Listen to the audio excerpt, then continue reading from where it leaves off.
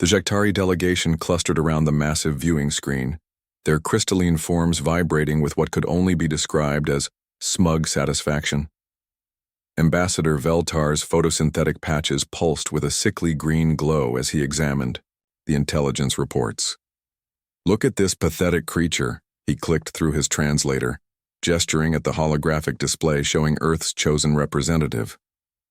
Sarah Chen, age 28, occupation Diplomatic Corps.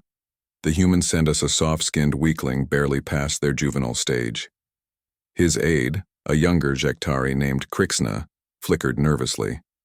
"Sir, our intelligence suggests humans are more complex than initial scans indicated." "Nonsense," Veltar dismissed with a wave of his crystalline appendage.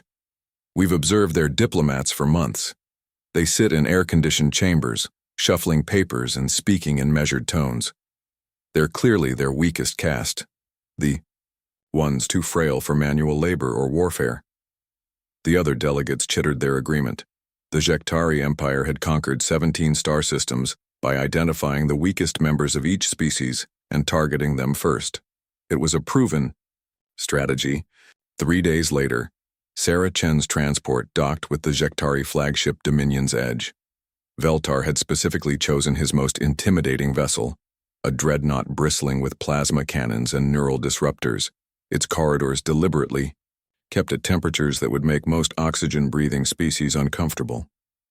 The airlock hissed open, and Sarah stepped through. She was exactly as the intelligence reports had described.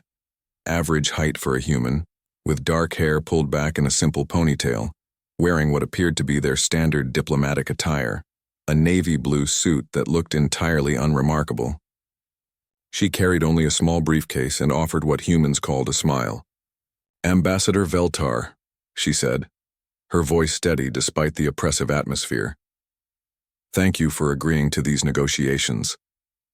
Veltar towered over her, his crystalline structure refracting the harsh ship lighting into intimidating prismatic patterns.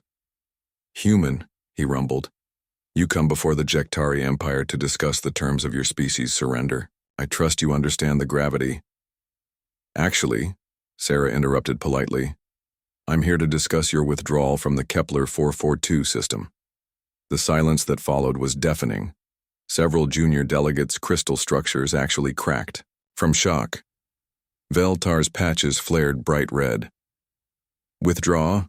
You dare—" "The system belongs to the Etherians," Sarah continued, opening her briefcase and extracting a single tablet.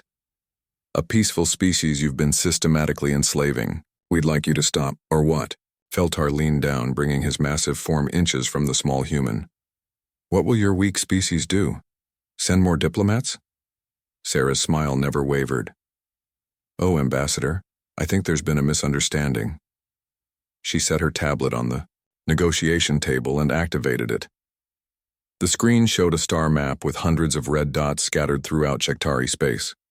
"You see, in human society, we don't send our weakest to handle our most important problems," Sarah explained conversationally. "We send our most dangerous." Veltar scoffed. "You? Dangerous? You're barely larger than our juveniles." "I graduated top of my class from the Seoul Military Academy," Sarah said, her tone remaining perfectly pleasant. "Specialized in xenopsychology and asymmetric warfare. I spent 3 years with the Luna Special Forces before transferring to the Diplomatic Corps." She gestured to the star map. "Those red dots represent every major military installation, supply depot, and command center in your empire." The temperature in the room seemed to drop several degrees. "I've been studying your species for 2 years, Ambassador. Your crystal structures make you incredibly strong, but brittle under specific resonant frequencies. Your photosynthetic patches require very particular light wavelengths, disrupt them, and you essentially starve. Your social hierarchy is based entirely on size and refraction patterns, which means—" She paused to make a note on her tablet. "Well, let's just say humans have gotten very creative with holographic technology." Krixna was now flickering so rapidly he was nearly invisible. "Sir, perhaps we should—" "You're bluffing," Veltar snarled, but his patches had shifted to a distinctly nervous yellow. Sarah reached into her briefcase again and withdrew what appeared to be a small, innocuous device. This is a quantum entanglement communicator. Would you like me to demonstrate humanity's commitment to diplomacy? She pressed a button.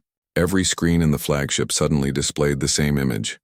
A human fleet emerging from hyperspace around Jektari Prime, their vessels sleek and predatory compared to the crystalline architecture of Jektari ships. That's Admiral Martinez, with the Third Fleet, Sarah noted. She sends her regards and asks if you'd prefer to discuss terms now or after she demonstrates our new plasma lance technology on your moon base.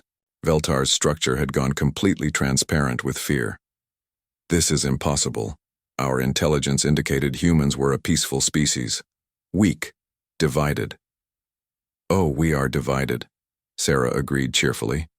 Humans disagree on just about everything. Politics, religion, whether pineapple belongs on pizza. But you know what we all agree on? Her smile took on a distinctly predatory edge. We really don't like bullies.